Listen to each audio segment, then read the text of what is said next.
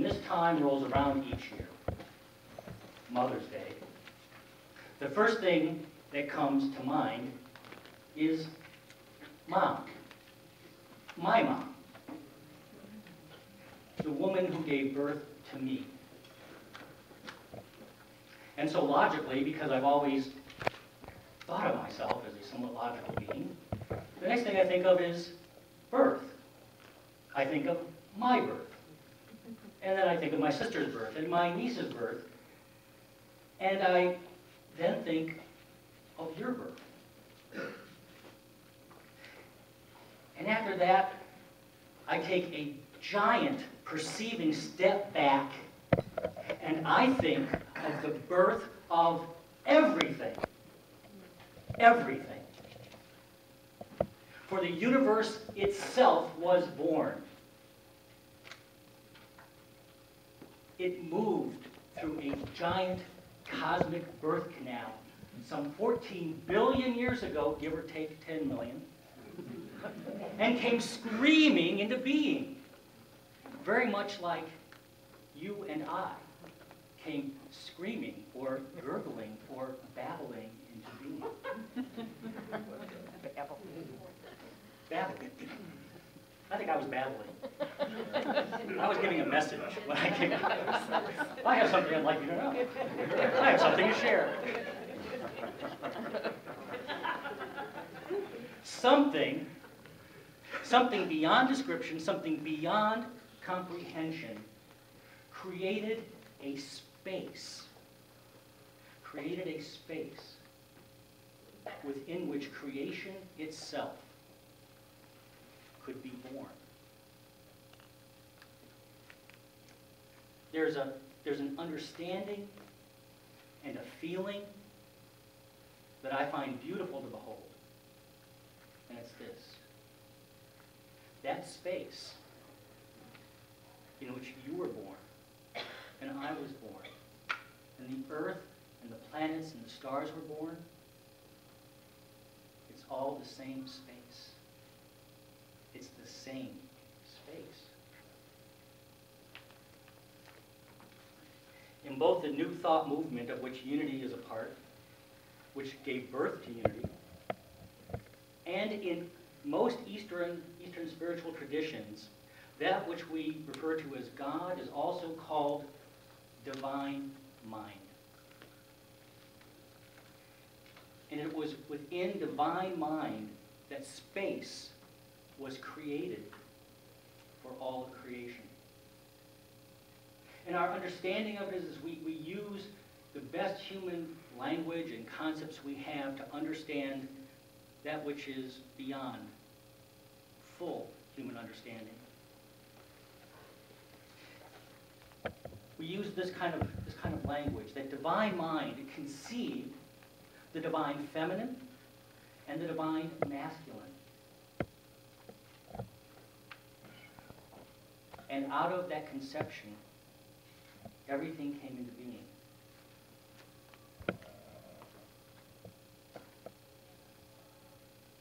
Some of the earliest wisdom, spiritual wisdom, came out of the Hindu tradition. Over 6,000 years ago, the Hindu yogis and gurus were writing of the divine feminine, the divine masculine. They understood the divine masculine as a path of purposeful actions which produced results. A path of actions which produced results. We call it cause and effect. And when they refined their understanding of the divine masculine, they also named it time. Time. Because you see, nothing happens. There is no time until something changes. There is no time until something moves. Without action, without movement, there is no time. Change creates time. So time and the divine masculine are one and the same. Their understanding of the divine feminine was not so much something that acted as something which received, something which held, something which embraced. what is it we do when we embrace? We create a space, don't we? We create a space for love. Our flower arrangement today that Judy Charlotte so mindfully and lovingly created is a perfect metaphor for the space that mothers make and the seed that is held and nurtured within that space. A perfect metaphor. Thank you so much.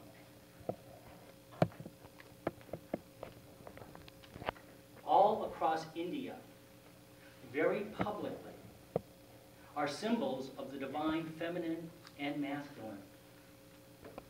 When I was there at the beginning of last year, I saw many of these. I want to explain what you're looking at. This is called, this phallus-shaped symbol is called the lingam. It is a symbol of the divine masculine, of action and movement, of time. And the lingam always sits within the circle of the yoni, the divine feminine, that which holds, embraces, nurtures. The lingam and the yoni. As the lingam intersects the yoni, as time intersects space, that's the point of manifestation. It's when everything comes into being. It's when you and I came into being. These are not sensual symbols. These are symbols of creation, of life itself, the life force and the life energy that courses through us. These are symbols of the principles that are alive and active in each one of us right now. The divine masculine and the divine feminine is who you are. Everything that comes through you, every creation, every inspiration, is a product of the intersection of the masculine and feminine principles within you. And that's why I'm so glad that we have Mother's Day and Father's Day, because we get to do two things at least.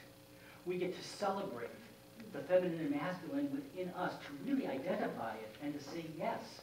As a man, the feminine is an integral part of who I am. As a woman, the masculine is an essential part of who I am.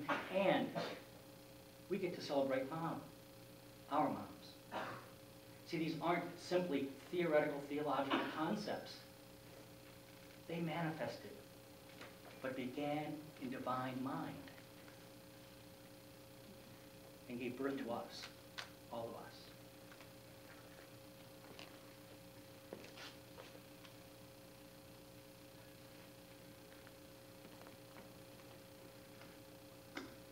Another one. Please. It's not manifesting. Oh, it will.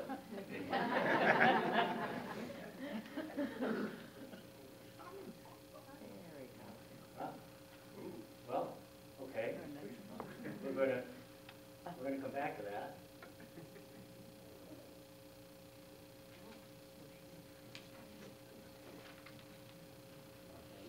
This worked perfectly during rehearsal. My rehearsal.